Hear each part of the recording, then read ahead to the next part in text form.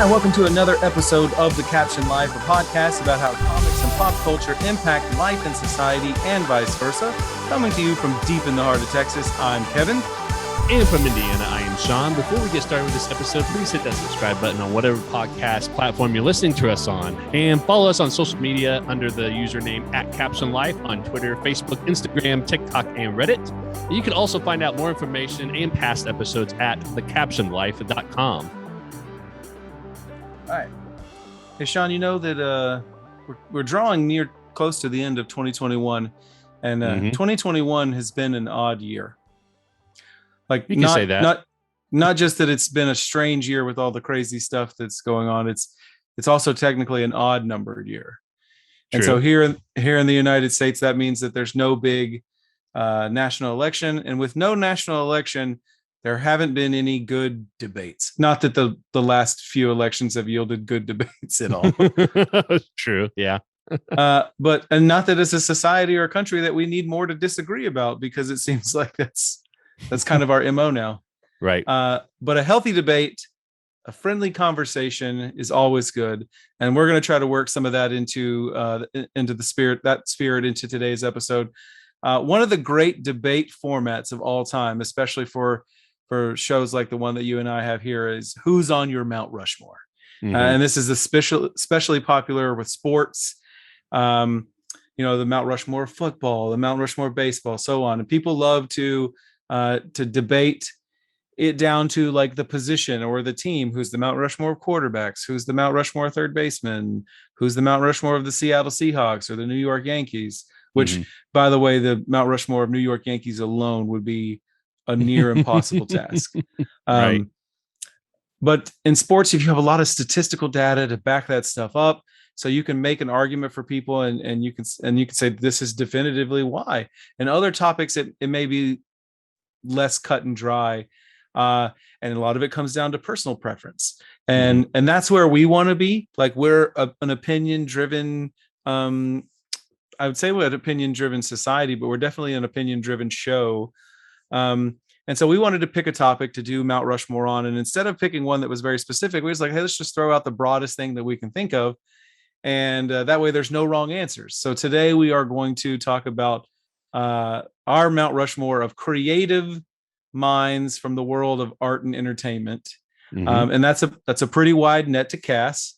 But we're talking about any field of art and entertainment. So writers, artists, filmmakers, songwriters, recording artists, they're all fair game. Right.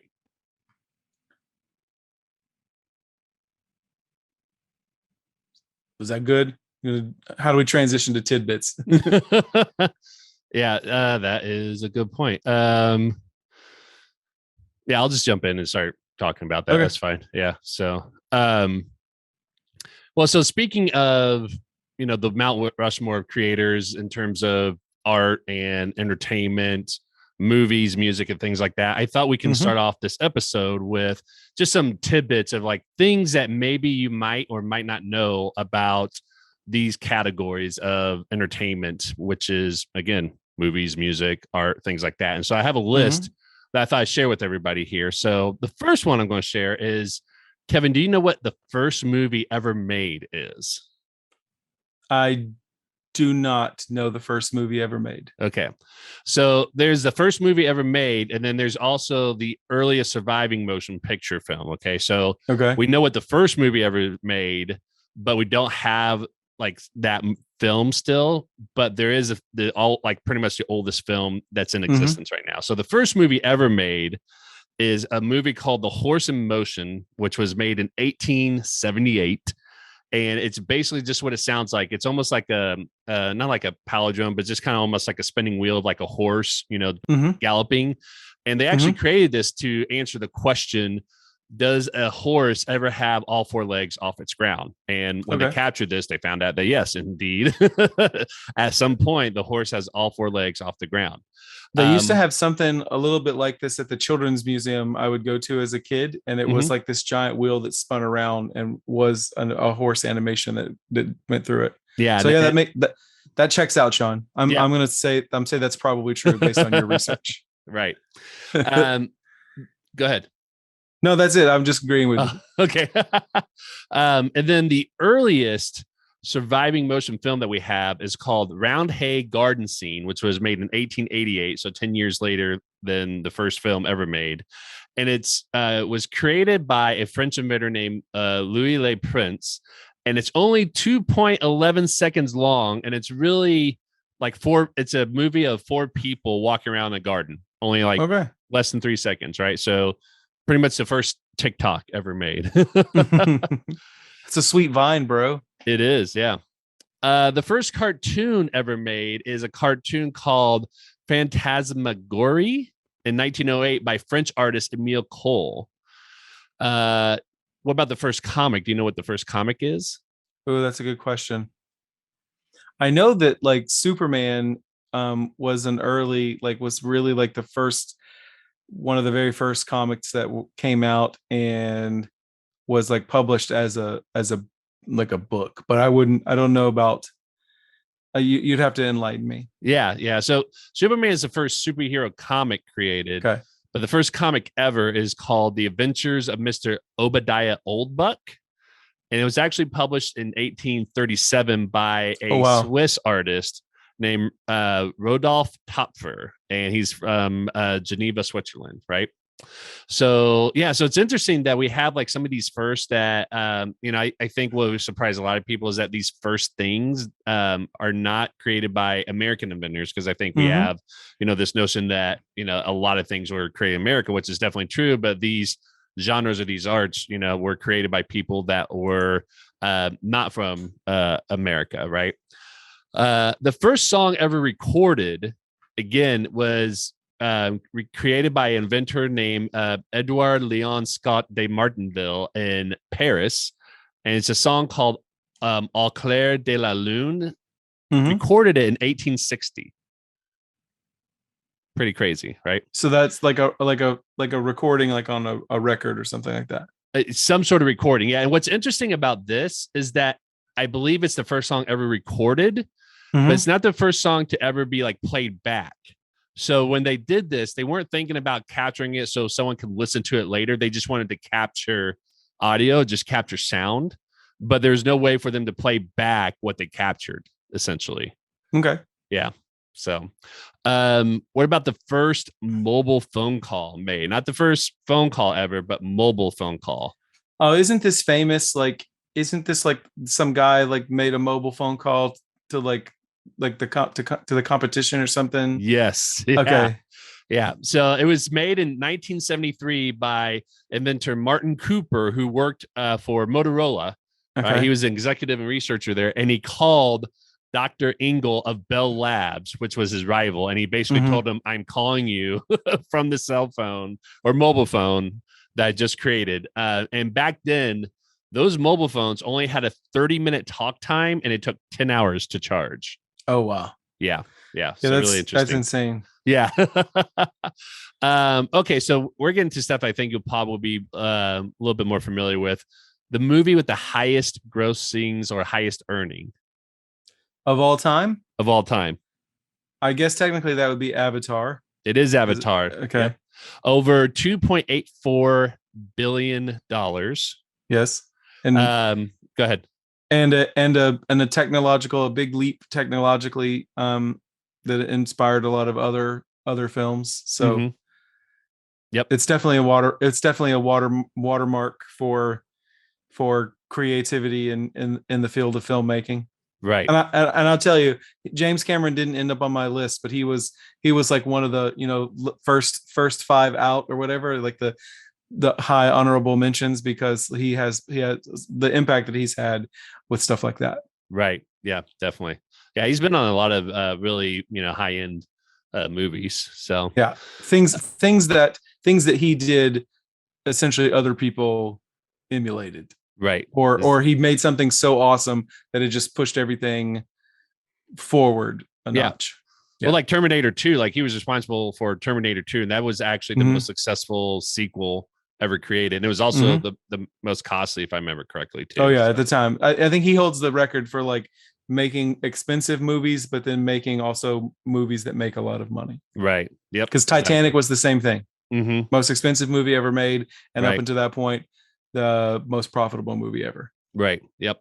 So yeah, and the second movie of all time, today is Avengers Endgame, which had earned $2.79 billion. So, how about highest earning animated movie? This might surprise you. Of all time? Of all time. Adjusted for inflation. No, man. Is it a Frozen? Is it a Frozen film? No, it's close though. Frozen's close. Is it Finding Nemo or Finding Dory? It is Incredibles 2. Oh, okay. Yeah, that makes sense. Yeah. Well, I mean, honestly, it surprised me because I guess I didn't think of it as being, that profitable, but I guess it was. It earned $608.5 million. Okay. Yeah. Yeah, I know for a while there, they were just leapfrogging each other. Like every time that a Disney movie or a Pixar movie came out, it was just one upping the others. Right. So that doesn't surprise me. Exactly. That doesn't surprise me. Okay, so this next part is about music. And I have to preface this by saying that there's a couple of categories when we talk about highest grossing music, because there's physical copies sold, which you think about records and CDs, and then there's also digital copies. And so what I'm going to say is the music album that sold the most like physical copies ever. Michael Jackson's Thriller. Yes, over 67 million copies sold. So yeah, that was a groundbreaker. Yeah, and I mean it still is too. Like no other, artist has gotten close to that. I think the closest one, the second place, was I think AC/DC's Back in Black, but I think it was still short by 10 million copies. And to be honest, I don't know if we're going to see something, if we're going to see anything like that because of the digital age that we're in.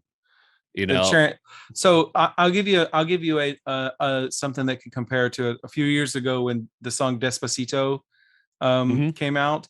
It transcended like pop culture because it was an extremely catchy song, and like YouTube, I think it helped YouTube reach its pinnacle because it was one of the first videos to get over 1 billion views, and I still think it holds the record for most views on YouTube. Right. So like a lot of that, and I'll tie this back to Thriller because I know a little bit about it. A lot of like how we remember things is the media that it was attached to. Thriller came out in 1982, the year I was born, and MTV was in its infancy.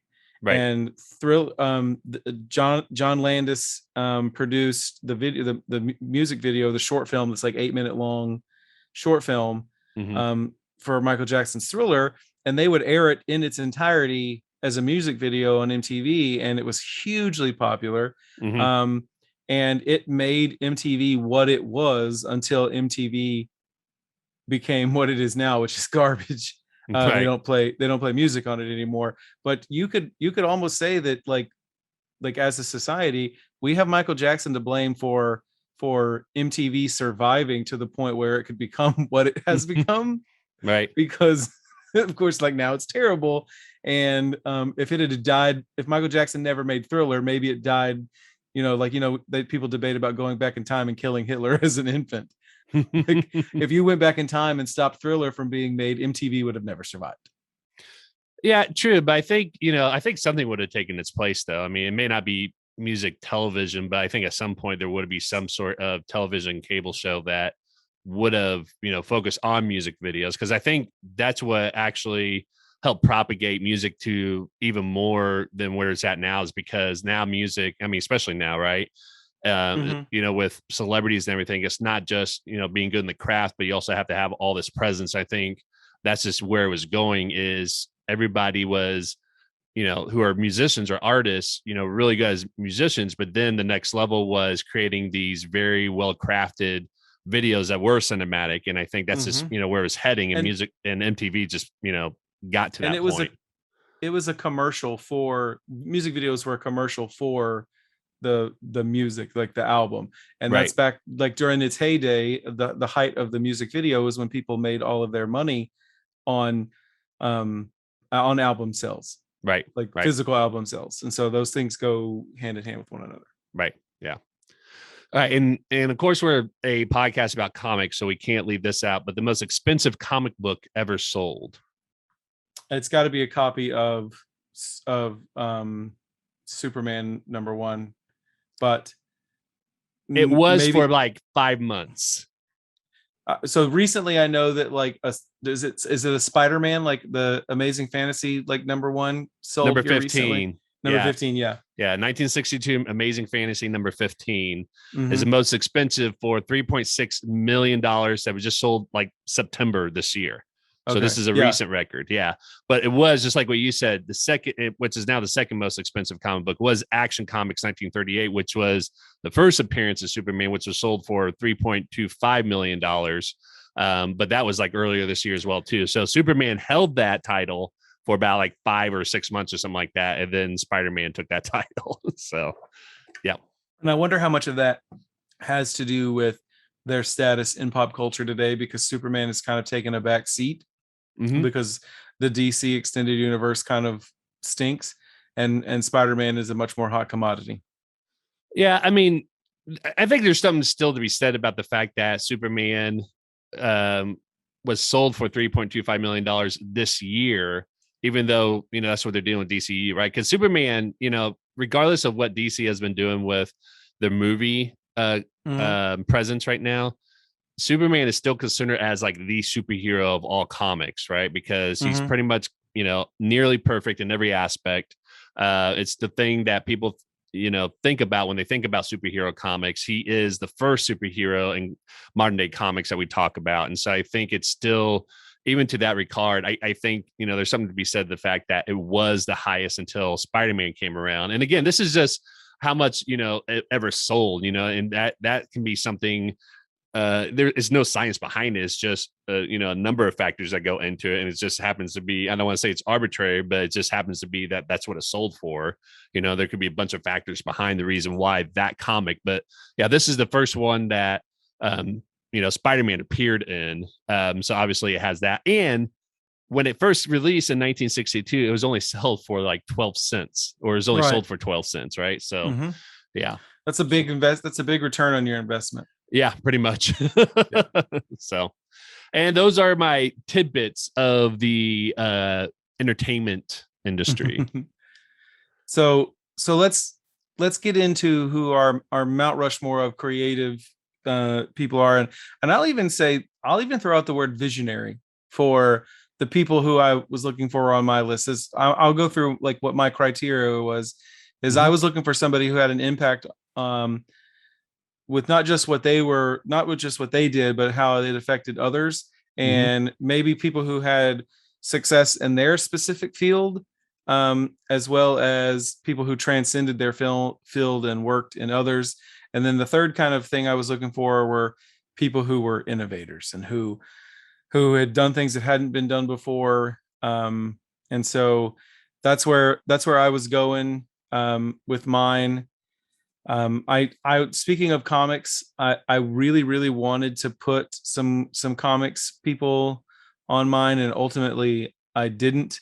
And I think part of that is because I'm such a film person that while I respect visionaries like Stan Lee and Jack Kirby and Steve Ditko as much as I respect like Shakespeare and J.R.R. Tolkien, like these are the people that created the playground that like filmmakers play in. That's my medium. That's my favorite thing is the visual medium of film and television. And so mine kind of went more that direction. Right. So. I just picked people that I thought were awesome. Yeah. I think all these people are awesome. So right. Yeah. No. My criteria was just basically people that had made an impact on the field that they're in on some level that I personally thought were meaningful to me, or at least meaningful in their field. And I try to identify people that wasn't just in their field, but made an impact broadly as well too. So it's kind of, transcended what they're known for in that particular area, I guess. Mm-hmm. And so I know that's, how I thought about going about picking my top 4 of the Mount Rushmore of creators.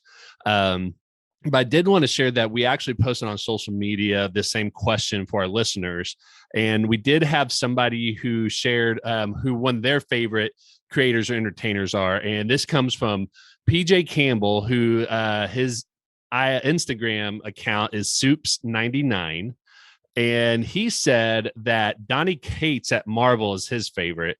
He thinks his current Thor story is awesome, and that his entire Venom series was great as well. So thanks, PJ, for sharing that with us. And and Donny Cates will definitely be an honorable mention for this episode. So yeah, and I honestly, we could do a Mount Rushmore of our favorite comic creators, right. And I would have no easier time whittling it down to 4 as I did like this pretty broad one, right? Because I love so many of those guys, and I'll even throw a shout out for like somebody like Jim Lee, who has been a big influence for me because of when he was coming up when I fell in love with comics. And then I think if you look at comics today, a lot of what we recognize as traditional comic art is from a people who fell in love with comic art because they looked at his stuff. And I think a lot of his contemporaries kind of like kept the same style over the years, and he's like literally just gotten better and better in 30 years. And so if we were going to do that, I like he would be on there for sure for me. But I'll go ahead and jump in my list. I have 4 people's names, and one of those is a very legendary lady, so I'm gonna go ladies first. Okay. And the first person on my Mount Rushmore of creative genius / innovators is the one and only Lucille Ball. Nice. Okay. So Lucille Ball was a comedic genius, and she got famous in the very early days of television.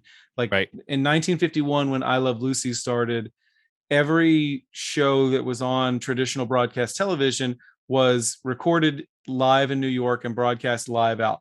Like by the time Saturday Night Live came out in 1975, like they were no longer shooting live. That's why Saturday Night Live was like such a novel and cool idea at the time. But you couldn't do a sitcom like I Love Lucy live a lot of the time, because like a lot of these shows were variety shows and things like that. Right. So they offered this show to Lucille Ball, and she didn't want to move to New York. Her and her husband wanted to stay in LA, and LA is where they made movies, and you shot movies on 35 millimeter film. Right. And the studio said, we're not going to pay for that. So they created their own production company, Desilu Productions. They shot the show on 35 millimeter film, and then they ate the cost. They paid for the filming, but they also kept the rights to the show. Right. So this created modern television as we know it, just in the way that shows were filmed live in front of a studio audience. I mean, how many of us grew up hearing that? Right. Shooting it with multiple cameras so that you could do it one time, and then they could ship the print to be broadcast in New York City, but then the 35 millimeter print was always around, and they gave birth to the rerun. Right. So not only was all of this stuff done, like in the 7-8 years that I Love Lucy was on, when they left that show and she and Desi got divorced, she bought out his share of the production company, and then would go on to produce things like the Andy Griffith Show, Mission Impossible, and really what has created modern science fiction as we know it in Star Trek. Right. So she's like the fairy godmother of modern science fiction. And she was the first first woman to run her own studio. And like, there's just, the list goes on and on and on. She's an amazing creative person. And she was a legend before, probably, that wasn't even respected in her time. Right. Yeah. Right. Like people didn't quite understand how important she was during her time. Yeah. Well, yeah, because she had during her time, she had to fight a lot for that, especially not only because she's female, but Desi was Cuban American, and there is, still some heavy prejudice around Cuban Americans. They didn't think that the American public would buy into the show because they didn't think they would accept her being married to a Cuban. Right. Exactly. Yeah. So yeah, she was a woman, and she was married to a minority, like in the like one of the toughest stretches to do that.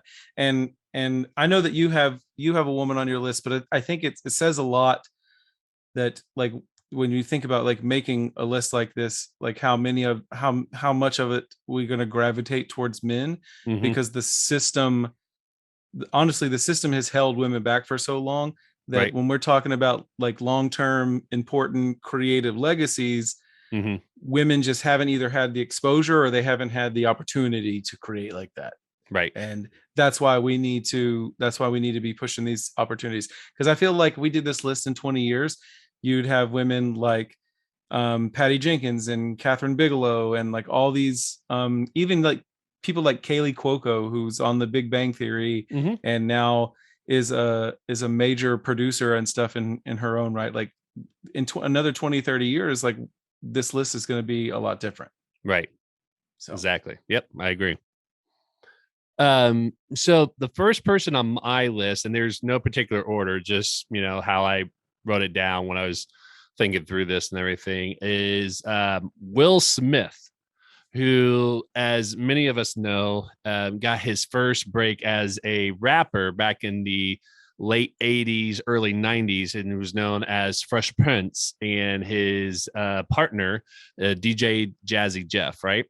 And from there, he ended up being on a television show that was about his life in a sense, but worked it out with, I think NBC was the studio company that he got the show with, and created Fresh Prince of Bel-Air, which is now, one of the is the pinnacle, or one of the pinnacle shows of the early 90s growing up for a lot of us. And that was one of his first gigs as an actor as well too. He actually was in a couple movies during his time there, but that's where he got his first breakout role, was Fresh Prince of Bel-Air, and he did a phenomenal job. I remember watching the show growing up, and I remember that was probably the first show, and maybe the only show, when I was in my teenage years, where watching him, he was just really so good at acting that it really moved you. I remember there's a couple episodes of Fresh Prince of Bel-Air that was really, really touching and emotional and raw and powerful, that I think I even teared up a little bit, and I didn't really tear up at a lot of movies or a lot of shows at that age. So and now he's gone on to be one of the greatest actors of our time. I know he's having a movie come out called King Richard that's about him playing the role of Venus and Serena Williams' father and them growing up. He's also a co-owner of the Philadelphia 76ers, the NBA basketball team. He's helped produce a lot of movies, helped a lot of people get their start. And so he's actually just been around a lot of different fields and a lot of areas that he's just, pretty much everywhere now. So he has a really great looking, really cool looking documentary series coming out on Disney Plus soon too. And that looks interesting. You know how like in the early 90s they had like superhero trading cards, and like on the back of these superhero trading cards they would rate each superhero with like different attributes like strength and speed and things like that. Will Smith, if you had his card, charisma, like on a scale of 1 to 10 would be like an 11, right? Because like he's one of the most like charming and charismatic people, like I think that we will ever see. Like just he's just widely popular and loved. Like you'd have a hard time finding somebody who had a bad opinion about him. Right. Yeah. Yep. And it's not somebody that I even considered for my list, but absolutely like fits the bill. Right. So I'm gonna go to my number 2, and my number 2 was Elton John. Oh, nice. That's a good one. I wanted to make sure that I picked somebody for my list from the music industry. And it's Elton John has a 50-year career of making popular music, and it inspired a lot of the people who I like to listen to, because I like singer-songwriters. I like people who play the piano. And like the music that he made has always been really, really great. But then when he started to branch out and do films like The Lion King and Road to El Dorado, those things have, his music through film has also stood the test of time. And then if you look at some of the Broadway musicals, the music that he's written for have really gone on to have great success. Like specifically, The Lion King is the highest grossing musical of all time.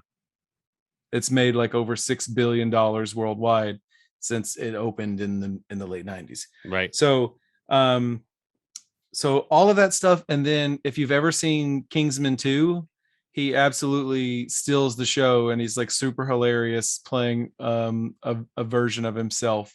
And then to top all of that stuff off, I mean, he's a legend when it comes to humanitarian efforts through his AIDS Foundation, and then as being a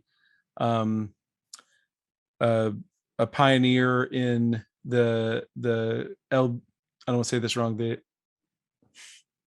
LGBT plus, community. I just, the letters don't roll off my tongue the way they should. Right. But you know, he was one of the first people to, like, first famous people to come out, and he wasn't, you know, it was not widely accepted at first, but he's one of the people that not that it needed to be normalized, but he helped it to become more normalized and accepted for the people that couldn't accept it. Right.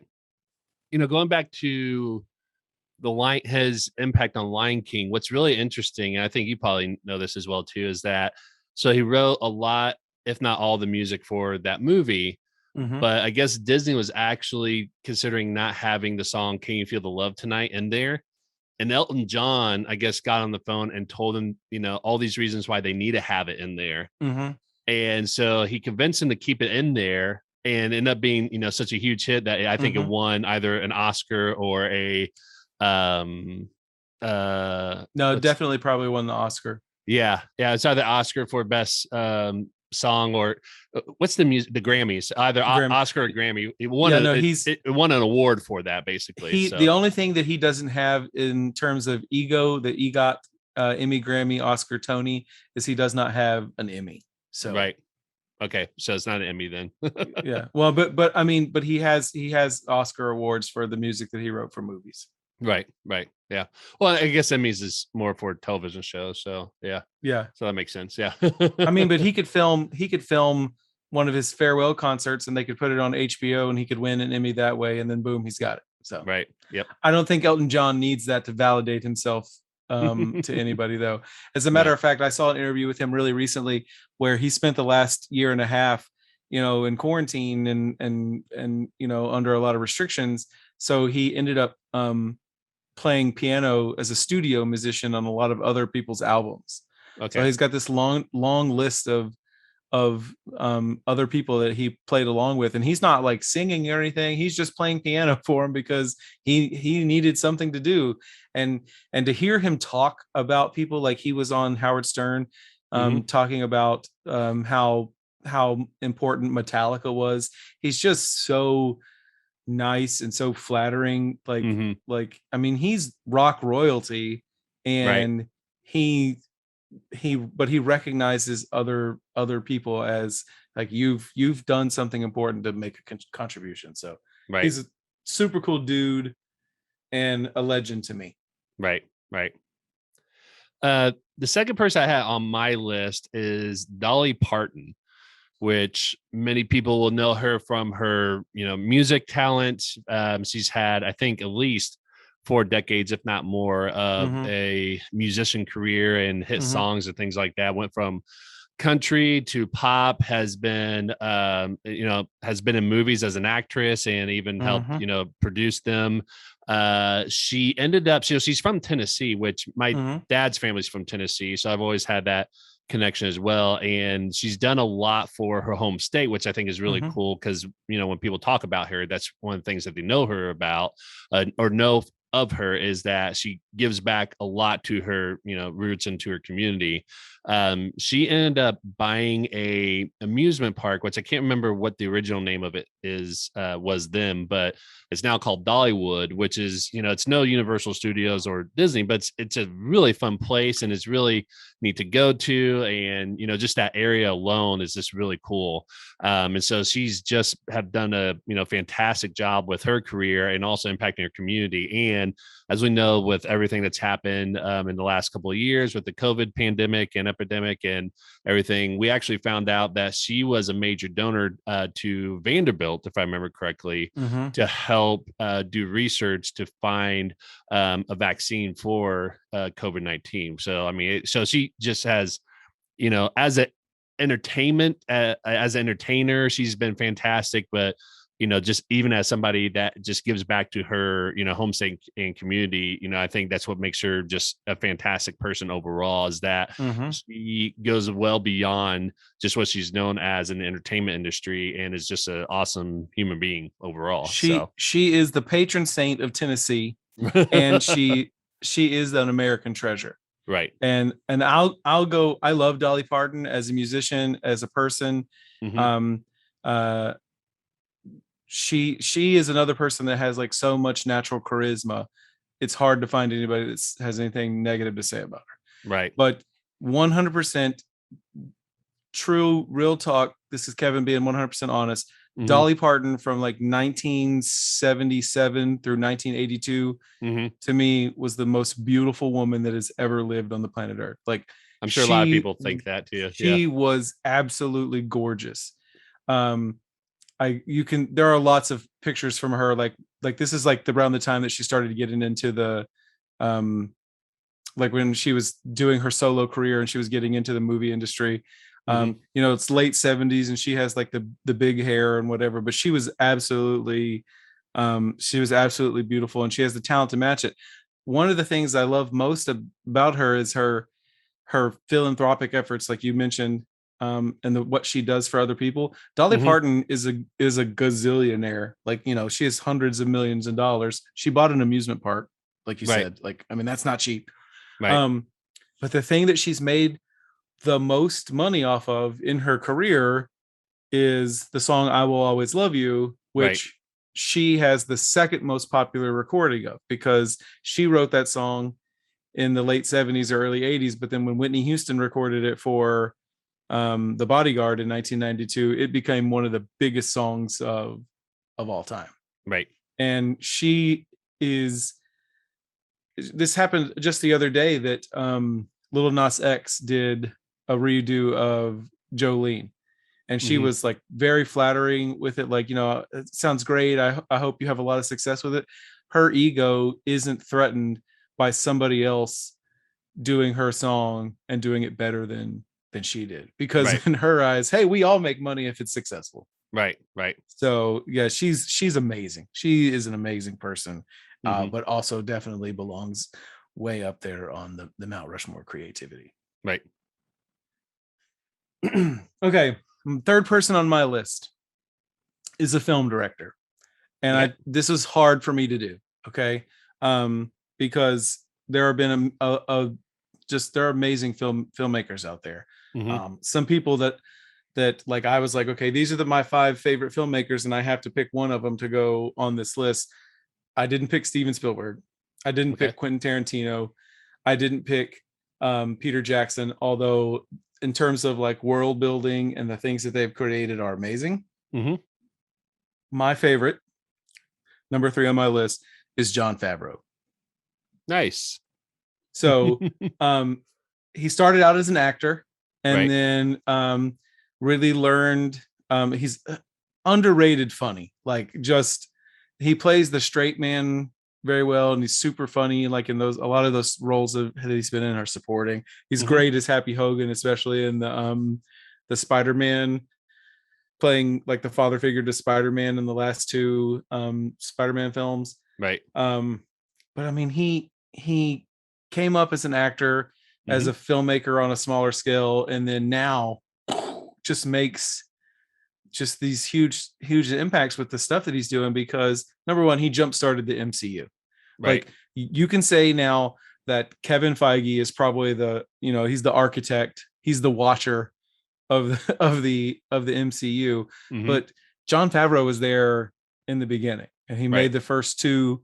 He made the first two MCU films in Iron Man and Iron Man 2. He took a chance on Robert Downey Jr., which people thought he was crazy with, and he created a legend in his own right. Right. And where he went from there was just pioneered different technologies that are changing the way films are made, whether or not it's the CG animals from the Jungle Book or the Lion King remake, to the way they use digital backgrounds in The Mandalorian, where they would create, they would, instead of shooting on a green screen, they would shoot in front of a projector, and they would put the background in digitally. These things are amazing. But during all of this time, he's also stayed very down to earth. And one of my favorite movies of all time is the movie Chef, that he wrote and directed a few years ago. It's a very small scale film about a down and out chef who starts a food truck, and it's a father-son movie. And because, like, trying to connect with my own son is a big part of my existence now. Like, we love that movie together. And then he created a show on Netflix called The Chef Show, which is like a hybrid cooking and interview show with celebrity chefs and other famous people and whatnot. But it's just, he's passionate about the things that he does. He does them really, really well. And you can't put him in just one box. Like, he does so many things great. He's the kind of creative person I aspire to be. Right. So, yeah. He his first Marvel movie was actually Daredevil back in 2003. Oh, that's right. I almost forgot about that. Yeah, he was Foggy Nelson. And what got him to be able to direct Iron Man was actually his success as the director for the movie Elf. Yeah. So it's not a lot of people know that, but I mean, he directed Elf, and a lot of people were just really impressed. That's what got him on the radar to be like a really popular director in Hollywood. So yeah. And his movie, it's called Zathura, and it's kind of, I think it's in the Jumanji universe. But he directed a movie called Zathura years ago, that is also a really good family film. It's not well known as some of his other works, but it's also, like, I don't know that he's ever made a sucky movie. Right. So right. Third person on my list is legendary martial artist actor Bruce Lee. Okay, that's kind of out of left field, but like, I'm interested to hear like the justification. Yeah, well, I mean, gosh, if you think about the impact that he's had, so he died really young at the age of 32. It's kind of, yeah, definitely. It was out of it was just kind of out of nowhere. I think the more that they talked about what actually caused his death was still a little bit of a mystery. But when you look at the kind of impact he's had in his short life, it's really amazing. Like, first of all, if you ever watch any of his movies or just watch any videos on YouTube or any film of his, he's in physical peak shape, that he's just known to be the strongest man alive, and probably one of the strongest people ever. And he was really well known as a martial artist, that he can do like the 2-inch punch, where you can literally put 2 fingers on your chest like this, and then from that position punch you in the chest. And people say it is like the hardest hit that they've ever experienced in their life, just from 2 inches. So that tells you something about his physical stamina. And he actually broke into Hollywood as an actor and helped made a bunch of films, and a lot of them end up going, also being in Hong Kong as well too, but has made a major impact on Hollywood film. That martial arts as a movie genre was really created because of him and got popularized because of him. And the TV show Kung Fu that came out in the 70s was actually a show that he created and that he was supposed to star in, but because of the times back then, they thought that having an Asian, lead person as the showrunner wouldn't work. And so that's why they actually hired David Carradine, who looked less Asian, but the impact he's had on, the stereotype of Asian males and, being emasculated and everything kind of got thrown out the window when he came onto the scene. Just showed, how he can pretty much take on anybody, and, created his own fighting style, which I think was called Jeet Kune Do.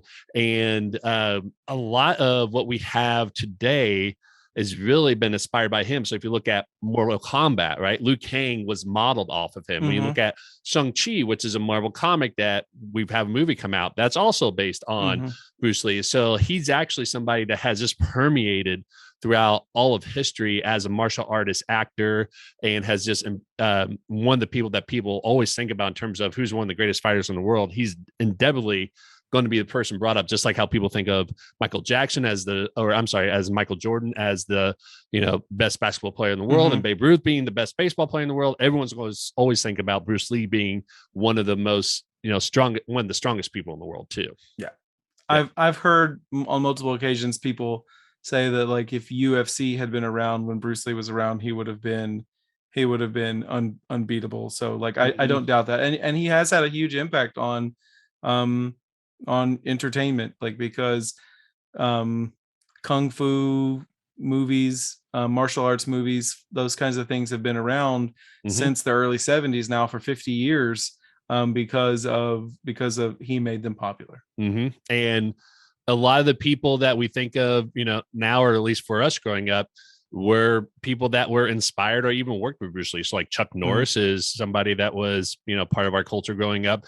Jackie Chan, he was a student of Bruce Lee's as well too, so he's inspired a lot of people who are still in the industry, that are major stars as well too. Absolutely. Yeah. Great pick, Sean.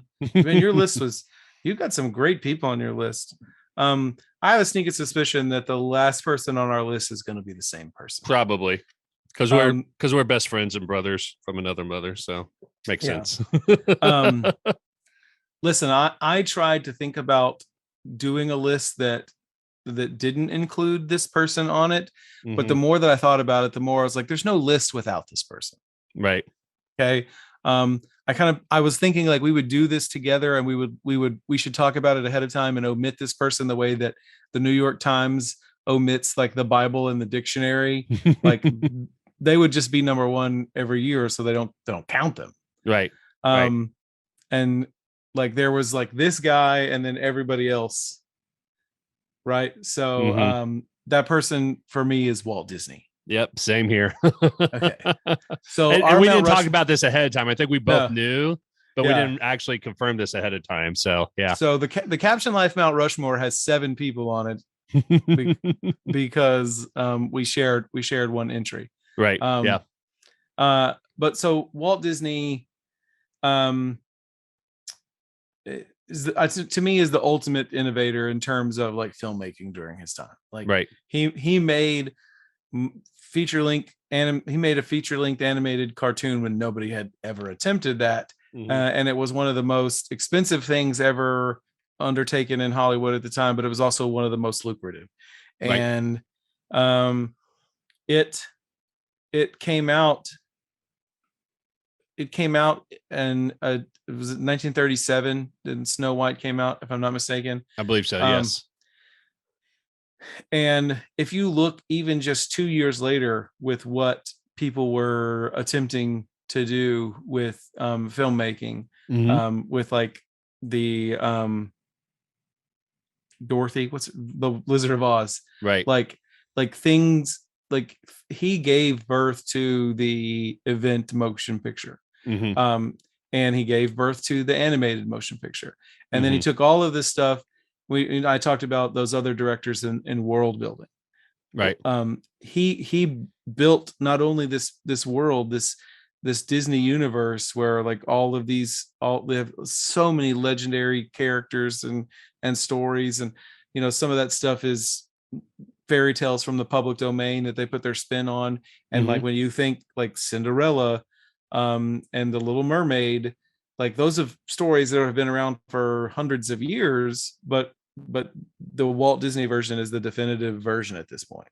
Right. So not only did he build worlds in our imaginations, he took that imagination and built a physical place right. for us to go, like, become a kid again in Disney World, and Right. Disneyland, and then later Disney World. Right. And I don't know. I'll let you jump in and talk about why you love them, because I could go on and on and on. Yeah. No, I mean, for the same reasons I think what's really inspiring about him is that, he grew up in the Midwest, right? But, talking about Snow White and Disneyland and Disney World, those are the two things I actually found really fascinating, because when you look at the history of Walt Disney and what those two events in the person and company of Walt Disney meant at the time, I mean, looking back at it, everybody's like, yeah, it makes sense, like why it was so popular and why it was, such a success. But really, he had to take out a substantial loan to do Snow White and the Seven Dwarves. And it was one of those things where if the movie ended up failing and not doing well, he would have not had a company at all, and he would have went bankrupt and probably, wouldn't be such a huge icon in American cinematic history, And so I think that's what's fascinating, is that he believed in it so much that he was willing to just put everything in and say, let's go big or let's go home type of mentality. And the same thing with Disneyland. Like, a lot of people, even though at that point Disney was a major name in the industry, he had a hard time getting people to finance this idea of creating a theme park that was based around like his characters and things like that people did not believe in that. And so that's why he ended up cutting a deal with a couple of major names, but one of them being ABC, where he said that they would help ABC out as long as they gave him a spot, I think like every Saturday evening, for him to go on the show or go on the station and talk about his plans for Disneyland. Right. And the same thing, the progress and stuff. Yeah, exactly. Yeah. So same thing. It's like a lot of people, it was just, he was putting so much into it that if it didn't succeed, it would be a substantial hit to the company and end up being one of the biggest successes of the company, So I think those two things that ends up being, the pinnacle of the company and his legacy were also the biggest risks that he took that completely changed the game and could have gone one way or the other, basically. Yeah. And those things became the cornerstone of what the Disney company is, because it's a film studio, right. and it's an amusement park. Like, right. those are the two. It's Disney Entertainment and it's Disney Parks, and those two branches of the company are the most lucrative, and they were his biggest risks. And he was 10, 15, 20 years ahead of his time. Right. Like, with all of these things, like, he was an innovator. He was like the ultimate, like hard driven person, probably to the point, like, if you look and you were talking about like some of the places where he was deficient in his personality. I mean, he could be an ass when it came to like dealing with people, because he had high standards. But like, I'm so interested in, I've watched nearly everything that you can watch on Disney Plus about him and the people that he surrounded himself with, because I kind of feel like a kinship to those people that worked for him. Like, because like I don't see myself as a Walt Disney type like innovator, but I'm drawn to those type of people. And like, I'd love to work on a project like this. There's so many great people that work for him, either animators or Imagineers and ride designers. And they loved him. Like, the people that they interviewed like wept openly about his passing, 50 years after it happened. And he was just like you could make a list of like the top 5 salesmen in US history, top 5 advertise. I mean, the whole ABC thing was an advertisement. It was a year-long advertisement for the park. Right. Oh yeah. He got somebody else to foot the bill for like for the free press. Right. And so like all of that stuff, man, it's just everything, everybody else is trying to stack up. Like we talked, I think one of the people that you can compare most to him today is Kevin Feige.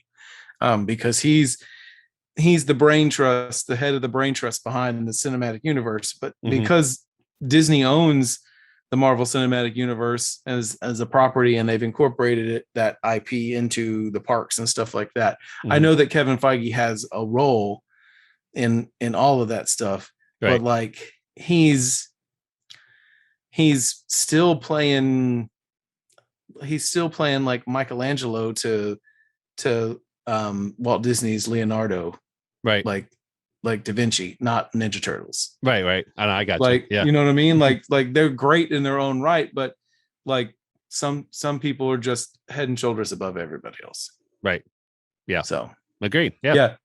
He would be the George Washington on my Mount Rushmore. Right.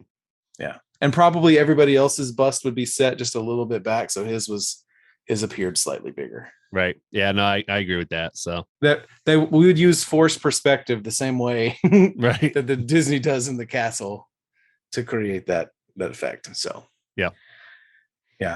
I think we could probably talk about this. We could have a whole year-long series about people that could have been on this list. And I think that's why this list is so great, because there's no wrong answer, and you picked people that I didn't think of, and I probably mentioned some people that you didn't think of, and I can't disagree with you. I think the people you had were great. Yeah, same here. I mean, they're all great. I mean, they're all, worthy of this. It's and I think you're right. The list can be a really long list of people that made impact. So yeah. And I think that's what it was about for us, was like looking at people who were brilliant in their skills or their art, and then the impact that they had, not just on the people that they inspired to also create, but then us as consumers who are completely fascinated with the stuff that they've created, and also the lives that they've lived. Right. Because like they're just exceptionally interesting people. Right. So all right. Well, great debate, Sean. We didn't disagree enough. Yeah, I mean, it was more just like idea sharing than a debate. So, hey, but the world would be a better place if we could all come together and just share our ideas and be civilized. Right. So, hey, that's going to wrap up another episode of The Caption Life. We thank you for listening. We hope you enjoyed it. Don't forget to smash that subscribe button on whatever major podcast platform you listen to. You can also follow us on Twitter and Instagram at Caption Life. And if you like what we're doing, give us a shout out, tag us in your post. For more information about us and all of our previous episodes, please visit thecaptionlife.com. Until next time, hey, if you can dream it, you can do it. Nice.